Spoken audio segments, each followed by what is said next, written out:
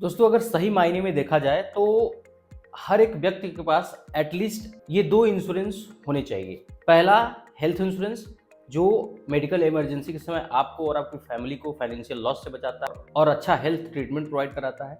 दूसरा, एक term plan होना चाहिए जो अर्निंग मेंबर है फैमिली का, जिससे उसके ना रहने पर फैमिली को फाइनेंशियल लॉस ना हो, फाइनेंशियली सपोर्ट मिल सके। उसके अलावा अगर आप कोई इंश्योरेंस करना चाहते हैं तो अगर आप अफोर्ड कर सकते हैं तो आप कर सकते हैं, आप म्यूचुअल फंड में इन्वेस्टमेंट कर सकते हैं। लेकिन ये दो इंश्योरेंस प्रोडक्ट हर एक व्यक्ति के पास होना चाहिए, स्पेशली इंडिया में, क्योंकि यहाँ पर इस चीज़ों की और ज़्यादा ज़रूरत है। अब हम बात करें कि हेल्थ इंश्योरेंस हो या टर्म प्लान हो, जब हम किसी को बताते हैं, इसके बेनिफिट्स के बारे में बताते हैं, तो लेना तो हर कोई चाह रहा है।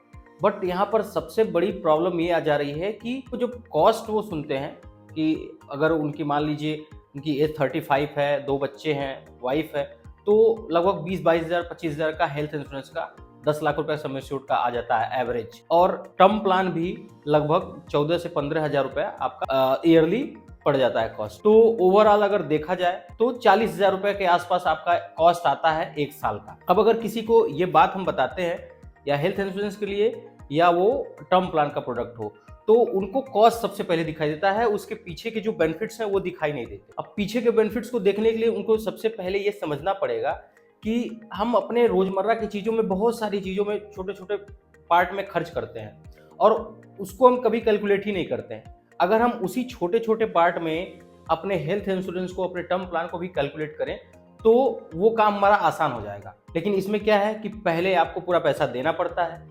वहाँ पर क्या है कि आप थोड़े थोड़े पैसे खर्च करते हैं तो आपको पता नहीं चलता है। इसी तरह हम इसमें डिस्कस करेंगे कि इस कॉस्ट को हम कैसे थोड़ा थोड़ा करके दे सकें, कैसे हमारे पास ये इकट्ठा बर्डन ना आए जिससे हमें देने में प्रॉब्लम हो।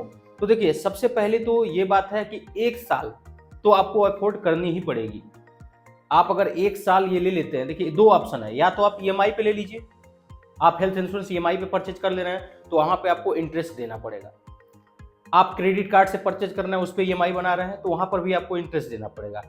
अगर आप चाहते हैं कि आपको कहीं इंटरेस्ट न देना पड़े तो आपको सबसे पहले पहला साल आपको अपने पास से किसी भी तरह अरेंज करके आपको परचेज करना है, जो कि जरूरी भी है। उसके बाद आपको करना क्या है कि आप पहले देखिए कि आपका टोटल इंश्योरेंस का कॉस्ट कितना आ रहा है, चाहे वो हेल्थ इंश्योरेंस हो, टर्म प्लान हो, या दोनों कंबाइन करके आपने लिया है, हेल्थ इंश्योरेंस भी ले लिया आपने और टर्म प्लान भी ले लिया, और अब मान लीजिए कि दोनों का कॉस्ट आ रहा है 40 हज़ार रुपए। तो 1 साल आपको 40 हज़ार रुपए अरेंज करने हैं। तो पहले साल आपको 40 हज़ार रुपए अरेंज करने हैं। नेक्स्ट ईयर आपको वो 40 हज़ार इकट्ठा अरेंज ना करना पड़े, उसके लिए आपको उसी मंथ से एक छोटा सा काम करना है। काम ये करना है कि आपको अगर 40 हज़ार आप चाह रहे हैं कि नेक्स्ट मंथ आपको अरेंज ना करना पड़े, तो आपको अपने इनकम में से 3 हज़ार रुपए निकाल के रख देना है। उसे समझिए कि आप 3 हज़ार रुपए मंथली इंश्योरेंस पे कर रहे हैं। जैसे आप छोटे छोटे खर्चे करते हैं महीने के, उसी तरह आप इसको भी अपने मंथली खर्चे में ऐड कर लीजिए और आप 3 हज़ार रुपए का किसी अच्छे फंड में, किसी से अच्छे से कंसल्ट करके या चीज़ों को देख करके, रिसर्च करके आप किसी अच्छे फंड में या सीधे सीधे आप निफ्टी 50 इंडेक्स फंड में एसआईपी कर लीजिए। अब इससे क्या होगा कि 12 महीने अगर आप 3 हज़ार रुपए के हिसाब से एसआईपी कर रहे हैं तो 36 हज़ार रुपए हुए, और अगर इस पर 12% के हिसाब से भी रिटर्न आपको मिला तो यह अमाउंट आपका 40 हज़ार प्लस हो जाएगा। उसमें से आपको सिर्फ और सिर्फ 40 हज़ार रुपए विड्रॉ करने हैं, या नेक्स्ट ईयर का जो प्रीमियम है उतना अमाउंट विड्रॉ करना है और अपने इंश्योरेंस को पेमेंट कर देना है। फिर आप यही कंटिन्यू करिए। इससे सबसे बड़ी बात क्या होगी कि आपके ऊपर फाइनेंशियल बर्डन नहीं पड़ेगा और बहुत ही इजीली आप अपने इंश्योरेंस को रन कर पाएंगे और प्रोटेक्ट रहेंगे। तो आज के इस वीडियो का मेन एजेंडा यही था कि आपको कैसे समझाया जाए कि एक हेल्थ इंश्योरेंस और टर्म प्लान पे जो फाइनेंशियल बर्डन आपके पास आ रहे हैं, उस बर्डन को आप कैसे कम कर पाएंगे। अगर आप म्यूचुअल फंड नहीं करना चाहते हैं तो आप अपने बैंक में रिकरिंग डिपॉजिट भी कर सकते हैं। वहां पे आपको 6-6.5% का रिटर्न मिल जाता है 1 साल में। तब भी आप अगर 3 हज़ार रुपए के आसपास करेंगे तो आपको 40 हज़ार के आसपास आपका टोटल अमाउंट हो जाएगा। या आप पोस्ट ऑफिस में डिपॉजिट करते हैं तो वहां पे डिपॉजिट करते हैं, जहां आपको सही लगता है वहां पर आप अपना डिपॉजिट कर सकते हैं। जहां लिक्विडिटी आपको मिलती है, जहां पर आप जैसे ही विड्रॉ करते हैं आपके खाते में पैसा आ जाता है, वहां पर आप अपना इन्वेस्टमेंट कर सकते हैं।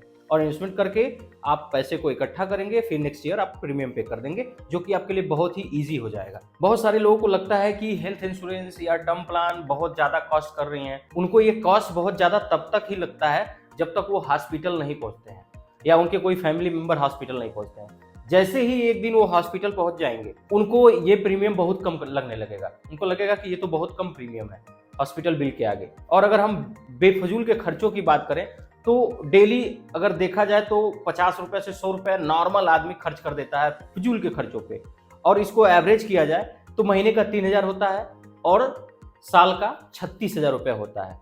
और हमें हेल्थ इंश्योरेंस का कॉस्ट देना है 15,000 रुपये, लेकिन हम वो नहीं देते हैं। तो अगर आप हेल्थ इंश्योरेंस या टर्म प्लान लेना नहीं चाहते हैं तो अलग बात है, लेकिन अगर आप फाइनेंशियल बर्डन के बारे में सोच रहे हैं, आप सोच रहे हैं लेने के लिए, लेकिन आपके दिमाग में ये चल रहा है कि इकट्ठा आपको पैसा देना पड़ेगा, तो आप इस तरह के तरीकों को इस्तेमाल कर सकते हैं। थोड़े थोड़े पैसे इकट्ठा करके उसको पेमेंट करिए, आपका काम हो जाएगा। वीडियो इन्फॉर्मेटिव लगे तो शेयर जरूर करें और चैनल को सब्सक्राइब करना ना भूलें। मिलते हैं अपने नेक्स्ट वीडियो में।